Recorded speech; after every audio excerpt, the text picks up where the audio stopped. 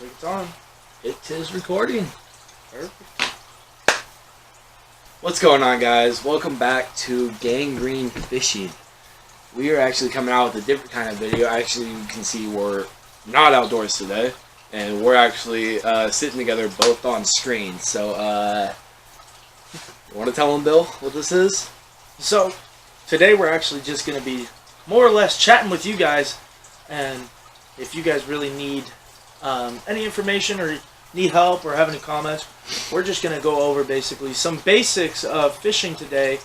Up to you guys what species you want to talk about, what techniques, what time of year, how to fish, where to fish it, and basically it's all driven by you guys today. So, we're just going to start going over, start talking, start chatting, and see where this leads us today.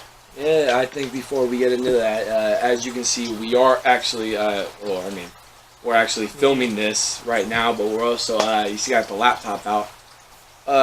We are going to be live on Twitch, which a lot of people know as a streaming platform, but this is what we're going to be streaming on, and it's going to be under Gangrene Live. We'll put it in the description below, twitch.tv/Gangrene Live.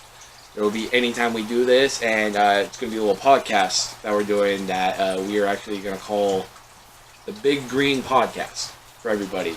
As you can see, we're not in the best of areas right now, but we will actually slowly develop it, slowly get better, and we're actually streaming right now to you guys. To people that are watching, but we're also doing it for the YouTube channel. So, Bill, what do you want to talk about today? Alright, well, since fall just now hit us here in California, in Northern California, I'm thinking that for most of our viewers are most likely bass fishermen, or pretty much any weekend warrior type of deal who like to go bass fishing on the weekends, or whether you're that or a hardcore guy. We're just going to go ahead and jump on into basically my version of the best techniques and ways to actually catch bass in the fall. Now, the places you want to target really are, mainly I like to target points off the edge of points, because what these bass are doing, it's no longer warmer weather, the water's starting to cool down, everything's starting to slow down. They're no longer up in the shallows or in the warmer areas of the water or even in the suspended areas. They are now going to these points to feed, and then they will slowly taper off into deeper and deeper water. Now, don't forget to talk to our viewers that we have. Sorry about that, guys. Can't just focus on the channel, Bill. We gotta, that'll be just there, but we gotta focus on these guys. This is live right now for them. That's true. So, basically what you want to do is target mainly points, deep pile brushes, things of that nature, rock jetties, anything like that in the water. And one of my favorite ways of doing that is I actually like to target these points. If I'm going for points, I mainly use things such as larger swim baits, but I like to slow roll them. Most people will try to rip them past, twitch, do all this sort of stuff, but I find it better once the water cools down. It's a lot easier to get a bite if you just start slow rolling it through there. When the water cools down, every other species in the water start to slow down. Just mainly depends on the species, but specifically for bass, they like to slow down. They want to conserve their energy when the water is colder. Therefore, I find that slow rolling these swim baits closer to the bottom, or pretty much on the bottom actually, is the best way to coax a bite, especially gravel pits, things like that, and the points. Great place on the points. Now, the other thing I like to do, personally, which is one of my favorite and one of the most fun things, is flipping into deep brush piles. If you can find a brush pile that's 10 foot or more, preferably though less than 20 feet, awesome in the fall. It's just a place where they come and they congregate. It's an awesome place to fish it. What I personally like to do though is I like to flip pretty much any sort of creature bait. However, the kinky beavers are some of my favorite creature baits to actually pitch into these places. You use a nice little flipping weight, preferably, just depending on the depth really, anywhere between an ounce and a quarter ounce. Again, depending on the depth and the thickness of the brush. So, all I do is I take a flipping hook, lift the flipping weight, peg that sucker, and send her on in, flipping her in there. Now, a lot of people question, what color should I use? What sort of presentation? Well, that's all based off of water clarity as well as temperature. So, Did you almost personally, drop that? I did not actually. I caught that. Thank you very It much. looked like you almost dropped Hey, it. I went. Thank you very much. Oh my god. Oh, golly. But Oh, anyway, during the fall, normally during the fall, you still have relatively clear water. However, normally the rains are starting to flow in, so it's getting a little bit dirtier. The dirtier the water, the darker the color, I personally go. Some people like to stick with a little bit more of a natural type of color or start slowly getting into the darks. Personally, it just depends. After the first couple of rains, I really like to switch to a really, really darker color just because it's going to be a lot dirtier, especially in the fall when there's only been a couple of rains. Directly after that rain is the best time to really start throwing darker colors, such as, dark blue, a blue-black with a speckled, very nicely blue. Show the stream. Blue and black, speckled kinky beaver right here. There you go. What I like to do again is peg it, but in these situations where the water gets higher, I like to target a lot of the bushes that were now in the 5-foot range because you have all that raging water coming in. You target these bushes. Since they were shallower, now they're going to be technically in deeper water. They're actually going to make their way up to this little brush pile that's now within the range that they were previously. Again, once the water gets higher, they're going to try and venture just a little bit since the water still is cold. But some of the best other places after a big rain, especially in the fall, winter, anytime where the weather is starting to get colder, the best places are creeks, man. Creeks with any sort of shelter, such as the brush piles that I was just explaining to you guys about. But again, muddy water, darker colors, slower presentation. Whereas if you're going to go ahead and go with a nice little, personally in California, the best color that you could possibly go with would be a watermelon red flake in clearer water. I mean, it is off the hook. Anything that is 1.5 to 2 feet of visibility or more. So, absolutely. Why is that the best color to go out there as of right now? Well, the best color. This is the best color. There's no real rhyme or reason behind it, to be honest. But it's just mainly known globally, even as a California special, is the green pumpkin red flake or the watermelon red flake. Those are the go-to here in California. There's no true rhyme or reason. It just seems to work a lot better, especially in warmer climates. That's pretty much it, to be honest. It mainly mimics the main forage here in California, which is a lot of the crawdads around here that we have are mainly actually more in a natural color. We don't really get a lot of dark crawdads here, whereas, let's say down south, if you go, let's say, to like the Obucheki in Florida, their crawdads actually feed a lot more off of meat products, which actually turns the crawdad a bluer color. Therefore, you would want to go with more of a green pumpkin blue flake, which, again, matches the main forage. But, back to fall fishing. Dark colors for darker water, clearer water, more natural colors. That's the simplest way to put it. Again, I personally like pitching a lot during the fall into deeper brush piles or creeks, especially the upper higher into the creeks or deep in the channels. The channels are off the hook normally because they sit there and that's warmer water for them. And there's a lot more water, more circulation, easier to breathe.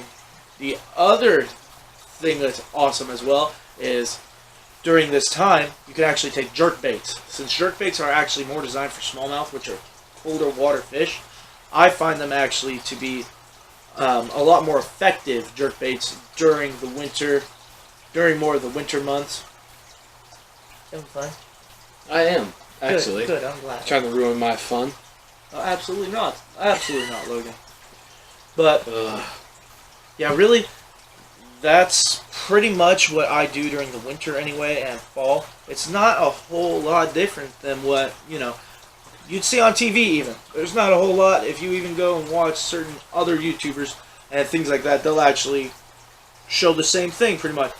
But again, that's just a basic overall. It all depends on your location, really, because in California will be totally different than, let's say, fishing Nebraska or, Colorado for smallmouth. It's completely different. Oh yeah, you're 100% right on that, Bill. I mean, like, I'm just a filmer and editor, but I even know that it's honestly, it is really completely different. Now, I want to shift gears a little bit, Bill. What's up? I want to head over. So, as you can see, guys, on the YouTube channel, the last video we posted was the Immortal Gangrene vlog, part 1, trying to catch some sharks. What the fuck is going on with this live stream? No clue. I couldn't fucking tell you. You already know I am not the best at technology. He really isn't, folks. But, I think what a lot If I was good at technology, I probably wouldn't need an editor, to be honest. Oh, you would still need me. No, I'd need you. But that's also because you're my friend. I'm also the one that pushed you to do all this. Exactly. Honestly, I've been wanting to do this for years, though, too. But I've never actually had anybody who was interested in filming or nothing like that. They were more just wanting to fish and just have fun with it. I actually wanted to make more videos and things like that. Because I've always aspired to actually be, a bass fisherman and hopefully make a career off of fishing itself. Oh, yeah. Yeah. So, getting back on now, I got the stream back up. Perfect. I think we should roll in to talk about a little bit of the vlog that we put out on the channel. Alright. And what was going through our heads with those freaking turkeys, dude. Well, now for those of you that don't know, me and Billy made the vlog episode, Immortal Gangrene vlog episode 1, trying to catch sharks. Part 1 of the video, part 2 will actually be coming out pretty soon. But the video opens up with me and you chasing some turkeys. That it does. Can you explain what happened that day when you picked me up? Well, I was picking up Logan to go ahead, and we were going to head down to the San Francisco area to actually do some shark fishing for leopard shark. Actually, we were going down to Bodega Bay. Oh, that's right. We were going to go to Bodega, but then I decided, I've heard a lot about San Francisco for leopard shark, but personally, I've never actually fished down there. That was actually the first time I normally hit Tamales Bay, which is a breeding ground for great whites. For those of you who don't know, within the Red Triangle. Anyway, so originally we were going to go to Bodega. Then I decided, you know what, with all this hype, let's go ahead and just try out San Francisco. We got the time, I got the resources. Let's go ahead and just head on down there. So, as I was driving by to pick him up from his apartment, there was a nice little family of turkeys. And yeah, I thought I might want one as a pet, so I thought that would be kind of fun. Oh, dude. Oh, That would have been Thanksgiving dinner right there. That was about half an hour. Like, it's cut down to maybe 6-7 minutes. But it was half an hour of us just sitting there trying to catch these damn turkeys. And I really can't explain to you what was going through our head. There really wasn't much of a thought process. It was more just go after them. It was more, we drove by, we saw the turkeys, we pulled into the parking lot, parked, got out, I grabbed the camera and went, let's go catch these turkeys, or attempt to catch them, because we did not catch a single turkey. I was very close to that one on the second floor. You were, but it did run into the freaking door trying to get away. Yes. And I was holding the camera, or I probably would have helped, but I was holding the camera. I'm not going to lie, though, I kind of was afraid to do that, because I didn't want to actually hurt the turkey. I just wanted to hold the baby, to be honest. Yeah, but it was the thing, I mean, it was just such a random thing. And the open PETA probably wouldn't appreciate it. Oh, it probably. I guarantee it will not. So please, guys, please don't report us to PETA. Like, we really don't want to have to deal with that problem. But it was just such a random act that happened. It was, but it was fun. There's no way around that. Like there was really no we really can't explain much of what happened there, guys. It was just random. Yeah, it was completely random. There was no thought process and no pre-planning. No idea. No idea that they were even there until we drove by. Yeah. And then we just happened to decide, oh, we're gonna put it like. We're gonna go ahead and try to catch him. Yeah, I threw that idea to Bill over here, and I went, hey, what do you think about throwing this in the video? I said, well, why not? I mean, it's a vlog video, so I mean, this is part of it all. So. And I mean, like. Might as well. I mean, yeah. I mean, like we do a lot of. Oh God. You right there? You having heart palpitations? Maybe a little bit. Oh God. It's okay. It's okay. Deep breaths. Deep breaths. I mean, like it was just like. I mean, yeah. I mean, we do a lot of talking in it, but that's what vlog videos are. And it's also going through the struggles we had that day. We had to change spots 3 times down in Bodega. Bodega. Yeah, because remember we made it all the way. No, we made it all the way in Bodega. The first video was us going. The first. Oh, that's right. We went out to Tamales the first night. That's right. Yeah, no, we went to 3 different spots in Tamales Bay, but the conditions were absolutely terrible for sharks. They would have been actually pretty good for halibut, to be honest, if we had an actual vessel to be out there. But we did not. We did not. So we were from the shore.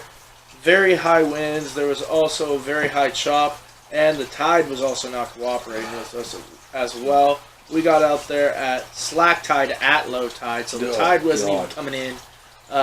We literally got there at the very end of low tide into that slack tide, which, if you all don't know this, it's a terrible time to do any real sort of fishing, because what happens is now all the bait fish have moved out, so have the predators. What's left is really small fish.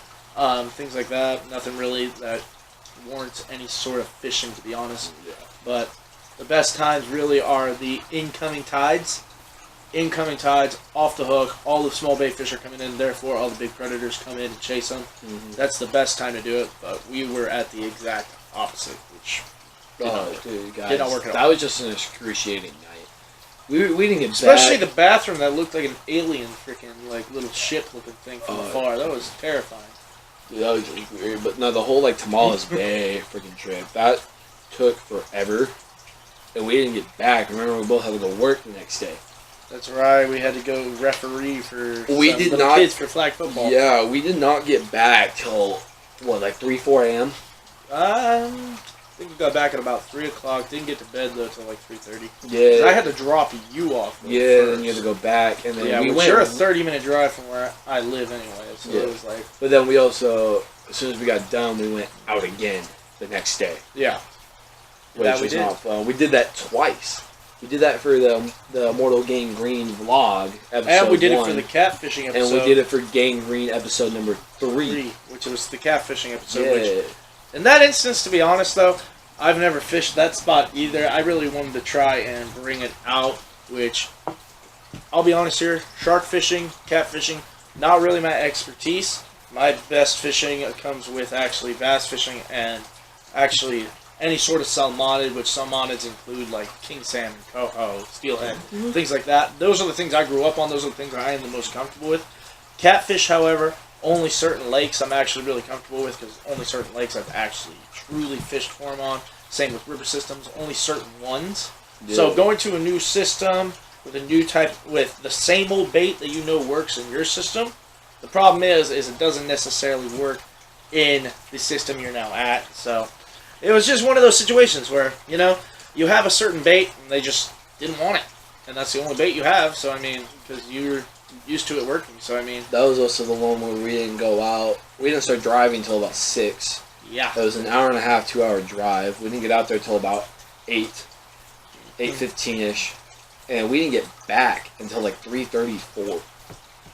Yeah. And then we had to go out and work again the next day. And then we went out again. And then we went out right after. Like, it was just a thing. And then we were out again until 1-2 a.m. again. Exactly. But it was the whole thing. I mean, it's Gang Green Fishing episode 3. Can't find any channel cats. Yeah. Because we didn't find anything. Yeah, and the thing is, again, we never have fished this lake. I've only heard certain stories about it. Don't know if they were really from shore. My buddy has caught them from shore, but he is also on private property, which that can explain a lot, being that there's a channel that runs right adjacent to the property. We were not on private property. You took us to the most dangerous place in that neighborhood. Yes, we did. Where they do not recommend you go out at night. Not at all. And I will leave my reaction to that to the one in the video. Beautiful. But yeah, Go watch it. But yeah, if you want to see my reaction. But yeah, that night was just kind of a mess. I mean, again, new body of water. I've never catfished before. I have bass fished. That will actually be in an incoming episode coming up with me and my uncle, which I actually got to film, which was really cool to actually spend time with a family member and be able to do that. It's a fun time. Always great to be with the family. But again, I'm more comfortable on that lake bass fishing. I don't normally catfish on that lake whatsoever, so I had no clue really. I only had a general sense of where to go, roughly, and obviously it didn't work out. So it's just one of those things, you know. It really didn't work out. Yeah, and again, and as you can see, I'm still very salty about it. I know you are. I'm still very upset about that whole situation because it was not fun for me. Yeah. Because as a lot of you guys don't know, I don't even fish while we film these. Occasionally you do, but most of the time you actually more or less you want to get a lot of just great shots, which is awesome. That's how it should be. It's in what was it? We have 4 episodes of the Gangrene, the 1 vlog video. I have not fished in any of those videos, and I have not. That's right. I have not fished in any of those, especially in the one and the next 3 coming up. I have not fished in any of these. God, we need to get a rod in your hand, don't we? I mean, it's just the thing. I'm sitting there, as you said, I'm sitting there getting all these shots and everything. But yeah, and this is something that he loves to do. We are both actually at a junior college, and we actually play football for that junior college. But no, he's actually in school to aspire to actually one day be able to do this, make a living off of all this, which is awesome. And again, I'm inspiring to make a living off of this. So it's just, it's just the whole thing. This is really just the first episode. We're just gonna sit here and just talk about random stuff we've been bouncing around. Exactly. Talked about 2 episodes. Talked about what you used during fall and winter. But it's just also the thing. We actually we became friends before either of us learned how to do this. Yeah. I went out fishing with Billy, I think twice, and we talked about this stuff. Way more than that, but okay. Was it? I don't know. Way more than that. We went twice with Jack. Oh yeah, we went a lot more before that. Before we started filming. You and your hand lines. Hey, you be quiet there. That's a story for another time. But it's just it was just the whole thing. As we hung out more and all this, we started finding out more about each other. How we both he wanted to do the channel. I had my own channel already. I was already making movies. I was making trailers. I was making fan films. All this kind of stuff. And it just happened to work out that Billy wanted to start this. So, I guess you could say we became business partners in this. Yeah. And we became, he is the main guy that made Gangrene fishing himself. But I came in and kind of became He gave it a breath of life, to be honest, to the video side of this. I came in and we became business partners. I became sort of a co-founder of it, and we kind of took off with this. We're running, as you can see, the channel's actually doing pretty damn well. It's not doing too bad, honestly. I think, again, we started it, maybe July of this year? April. Yeah, so, it still hasn't been that bad, to be honest. Yeah, it's been working really good, guys. But, it just happened that we, everything happens for a reason. And we ended up having to become really good friends. And then we actually ended up starting to do this. And, everyone goes, don't go into business with your friends or family and all this stuff. We haven't had any problem with this. It's the thing, I know I've been told, oh, he's not going to treat you right, as you start getting into it, start making money, but... Who has told you this? My father. This is some nonsense. But it's the thing is that we had the friendship before we started this, and we know nothing's going to change. I know if we explode with this, Billy's not going to drop me. And it's not going to happen. Why would I? There's a difference if you just came in after the explosion and not during. Because obviously you're doing something right if it's exploding. Yeah. So why would you drop someone that has helped you make it explode? They obviously have done something right to help it explode. Yeah. So there's no reason. That's dumb. Yeah, it's just the whole thing. We came into this, and I already had my channel that was growing at a steady rate. This channel's growing at a steady rate. We need to be more, or I should say, I need to be more productive getting stuff out there a little quicker. But, we both, Billy can attest to this. I have dealt with some personal things in my life that I have needed to take a step back a little bit. But as you can see, I'm still very much a part of this. Yeah. Very much a part of And this. not only that, though, guys, I mean, this time of year, our schedule is very busy. Again, we play football for the Santa Rosa Junior College, and this right here is a defensive lineman. I'm an offensive lineman. So it's ridiculously busy right now. It's really hard to actually film, to be honest, at this point. But we will be having a bye week this next week where we will be filming, hopefully, possibly for either trout or salmon. So it's going to be a fun one. The other thing that we might even go for, too, is smallmouth, which I haven't done since January just because there's not a lot around where I live. And more have to head north. And I'm sure Billy can agree with me on this. Those videos will not be in the state of California. Am I correct? That's a possibility. They're either going to be on the California border, or it'll actually be we would be trout fishing in Nevada. Yep. That's right, Nevada. Reno, Nevada. We will actually be traveling back home back to my home, I should say, and spending 3 to 4 days up there. And while we do this, I'm going to take Billy to some good spots I know around there, and we're going to go fishing, and we're going to do all this. Yeah, and I believe the Carson runs right through your town, right? Oh, yes, it does. Yeah, the Carson River, a very famous river for some beautiful browns as well as rainbows. So we're going to be actually trying different techniques that I know of that I've actually picked up from other professionals within their fields, and we'll be trying that out. You'll actually have to stay tuned, though, to figure out what those are, unless you actually want to know now, which just let me know in the comments if you'd like. But that's what's probably going to be happening. Yeah. Again, either we're going to be either staying in California but on the California border, or we will be headed into Reno, which is going to be a fun one. Yeah. I mean, and I think me and Bill are going to start trying to figure out how to, or I've already been looking into it, make us some gangrene fishing gear. Yes, honestly, I've been working into that. Some shirts. I've been looking into that big time, especially the hats, because I'm a huge hat guy. We both are. Always worn a hat. We both are. True that. Like, I mean, but I think it would be nice. It would be more, I should say, be like business attire for us. Yeah. Exactly. I mean, as you can see, I mean, we really don't have that big of a following yet to actually do all this kind of stuff, but or to make a website available to you guys.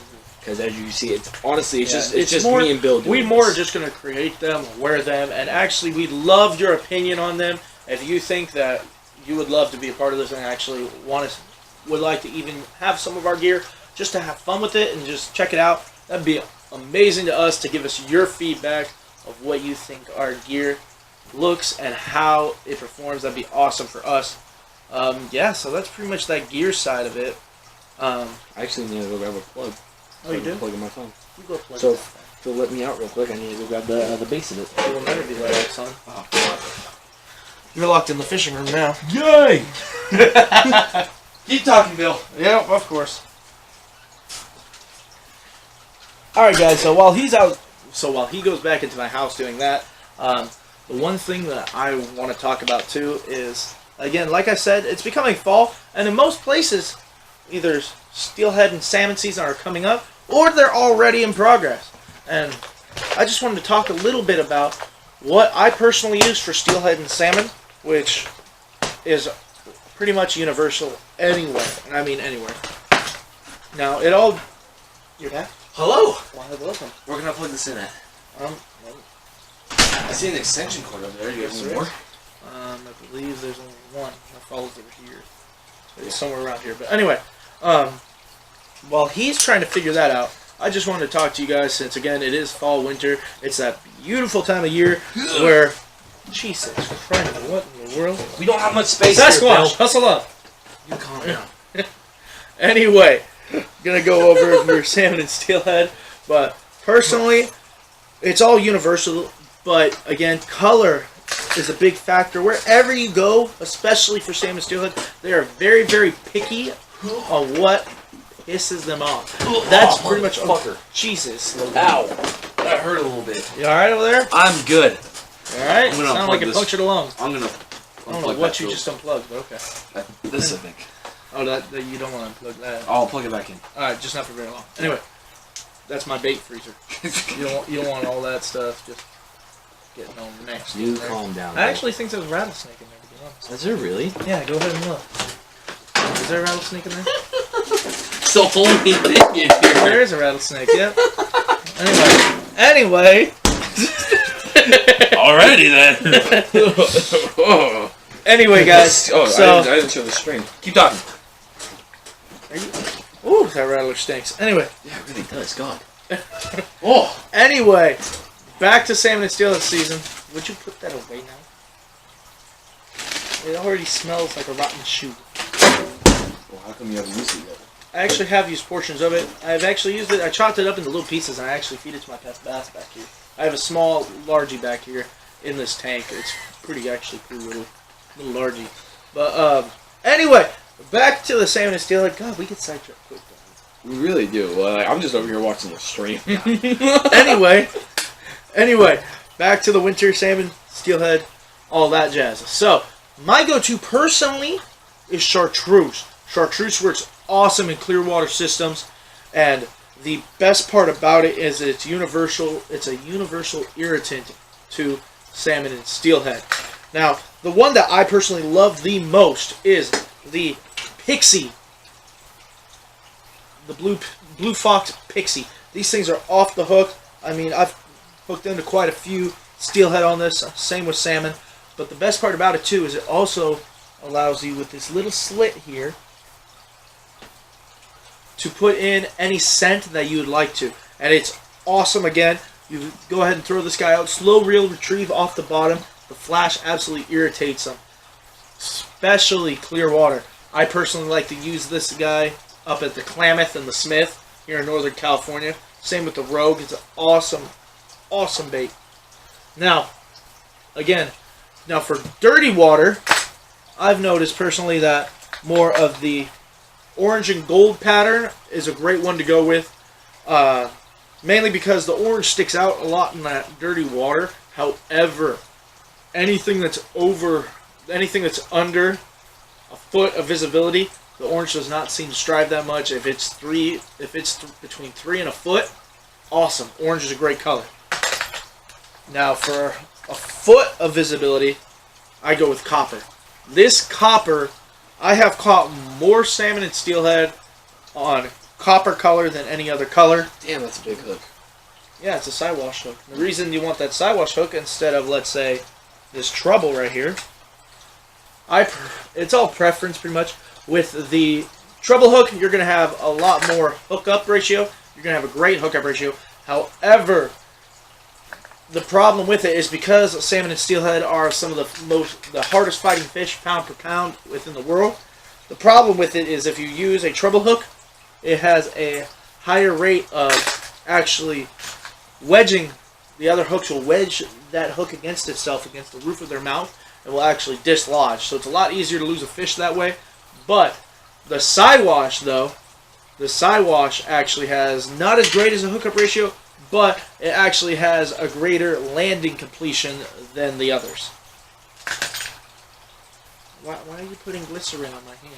Oh, is that glycerin? I didn't know Yes, what it's was. glycerin from when I did my snakeskin from my cowboy hat. I didn't know what was on it. Yeah. How's it not dry? Don't ask me, it's glycerin. Anyway, and the other color too is a nice little silver and blue. It's awesome for especially the ones that have just came. I swear to God, I will fuck you. I swear to God. Anyway, silver and blue is awesome, especially if you're more towards the mouth of these rivers, and it's because the chromies, again, silver, salmon, things like that, just because of their looks. Basically, the reason I use silver and blue when they're more in the chrome stage and you're not so far up the river system is because it mimics they haven't been in the system long enough to really stop eating. You're no longer just pissing them off. They're actually eating now in that stage early on. So what I like to do is I use the silver and blue because not only does it piss them off, but it also mimics their natural prey, which is actually an anchovy. So use that closer to the mouth of the system and you're more than likely to actually catch more chromies that way. Again, all depends on the system. So, such as going up to, let's say going up to the Eel River in Northern California, I like to use pink. Pink seems to work so much better. I don't know what it is. I don't know what it is. They just seem to like it better. Whereas for the Klamath, the best one that I use, chartreuse. Oh, chartreuse. And for the eel, gold or chartreuse. Not chartreuse? So, yes, chartreuse. Chartreuse. Ooh. So, those are my go-to spoons, actually, more or less, for salmon and steelhead season. I also have some different colors, again, like the orange. I do also have different styles, depending on what I'm doing, or if I'm just going from shore, from a boat. It all depends. So, but those are the basic colors that I go with. In some areas it's different. Like, I know for Michigan, for a fact, that they don't usually use a lot of the actual, like, spoons and things like that. They more use roe. Would you stop that? I swear to God. They use more of the roe. Here we do use roe quite a bit, though. That's just crazy. If it's a lot tougher of a bite, especially the Russian River, we use a lot of roe. Same with the Sacramento, but again, those are my go-food for more of the northern fish and the shallower systems. I swear to God, I'm going to hit you. That's crazy. This is crazy, isn't it? Dude, I can't say that without being sarcastic anymore. It's because of Jack, dude. Jack will look at me and go, that's crazy. I can't even say it like normal now. Anyway. It's bad. Anyway. So, the other season that's around the corner, too, is sturgeon season. For those of you who don't have the luxury to catch sturgeon, sturgeon are an awesome fish. They normally spawn during the winter. Mainly January is normally that first beautiful startup after the first couple of rains. When the rains start getting really heavy, sturgeon start moving in. They smell that fresh water and they move in to spawn. That's crazy. Isn't it now? But I just can't say it with a straight face anymore. Live stream still going? I just... Technical problems. Keep talking. I got this. You're struggling. Anyway. You're a goddamn struggle.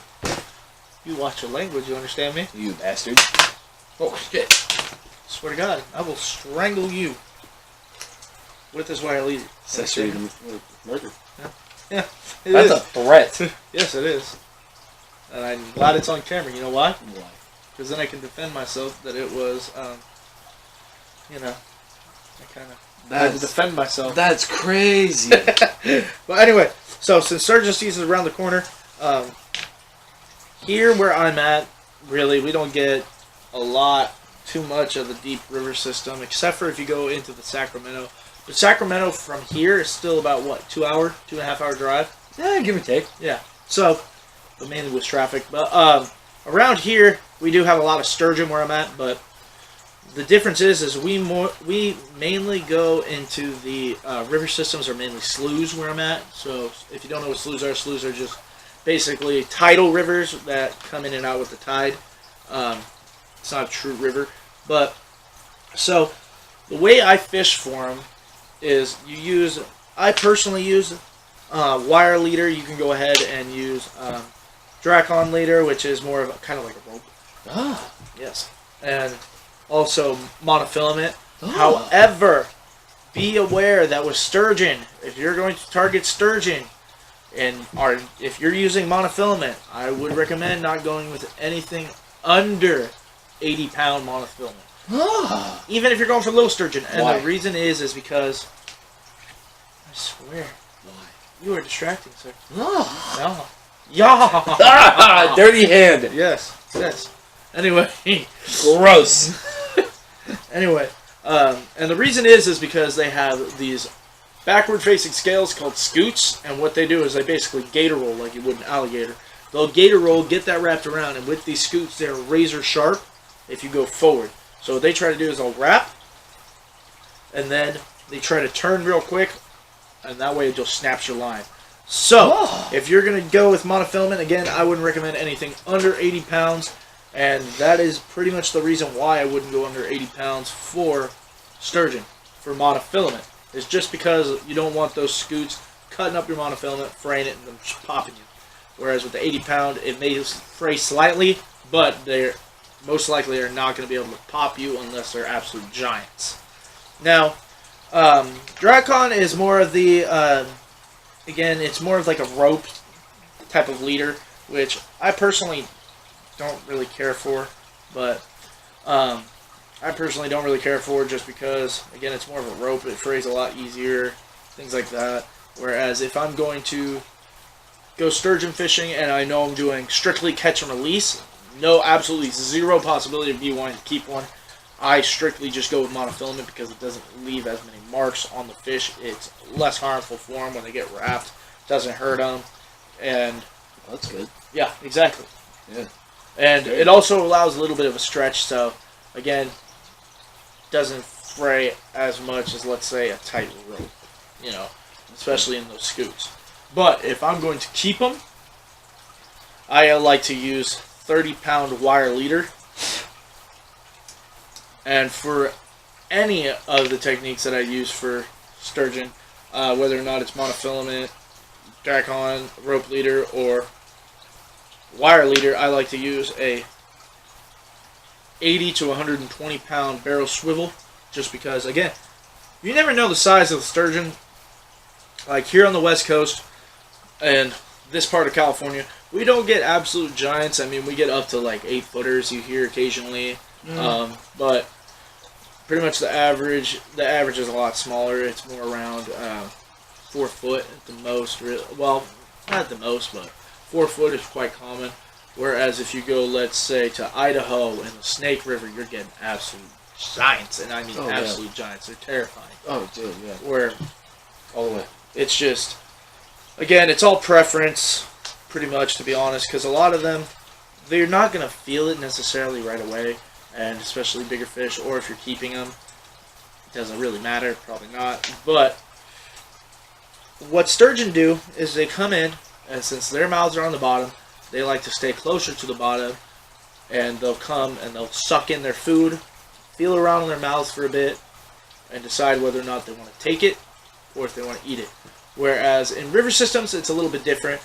That's just my experience with them. I've never, again, done a whole lot of different sort of systems. I know for a fact on the snake, though, they like to tap a little bit better. You know, they don't just absolutely sit there. They'll kind of take it, munch, and just slowly do a few head turns, and that's really the indicator for them, or they'll pump it.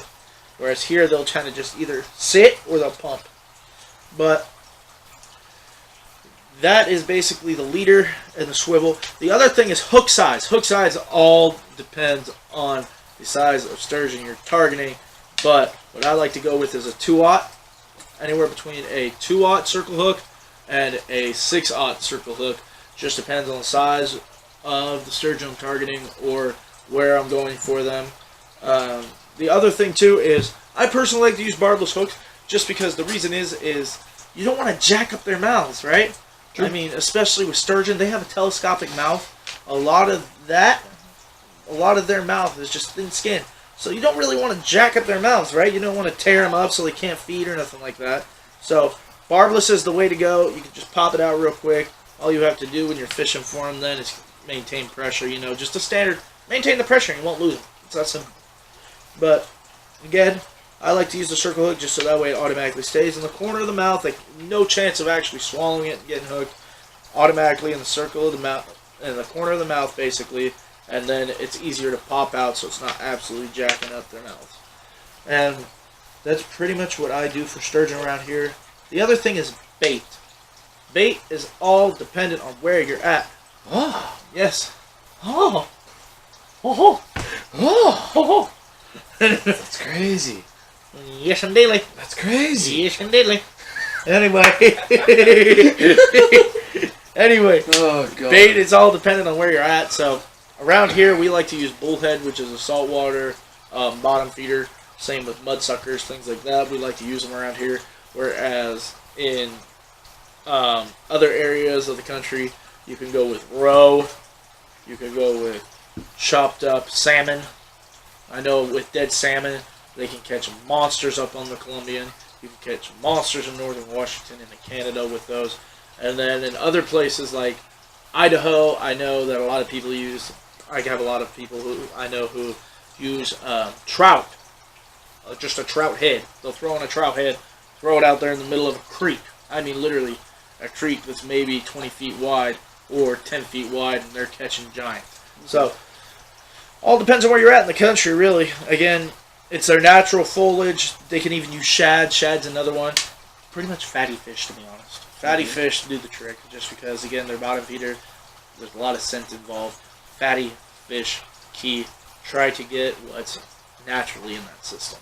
And that's a lot about pretty much all the basics for sturgeon, really, except for rod and reel. But I mean, there you go. rod and reel is basically simple. I personally use an ugly stick, the Tiger, and I use a 7-foot, and it's mine's actually a medium heavy with a fast action tip, and that's just a scent, just the scent when they're just gently gnawing on it. So that way you can watch the tip literally just pop up, pulsate. But I like the ugly stick because of how much pressure you can apply to them without them breaking. There's a lot, and especially if you're going to use a marble hook, you need as much pressure as you can possibly get. So that's the awesome part about that. I also use a surf reel when it comes to sturgeon fishing. I use a spinning reel. I believe it is the I believe it's a Shimano 300. No, it's not a 300. Anyway, it's a large surf reel that can hold actually up to 300 yards of line, which at 100 pounds. So I personally have 80 pounds of braid on there that I throw on there, and it works just fine. The other thing I use too in river systems, though, like in the sloughs, I personally use actually a old school pin, which I personally like the old school pins just because, you know, they're cheap, they're durable, you don't really have to worry about them. It's kind of like a beater reel, but they work just the same. They're like little winches, so it's perfect. And again, you don't need anything really that can pick up a lot of line, so you don't need like a 7 to 2 to 1 ratio. You just need something that'll be able to winch them with a very, very high drag. So pretty much anything that's over 15 pounds of drag is perfect.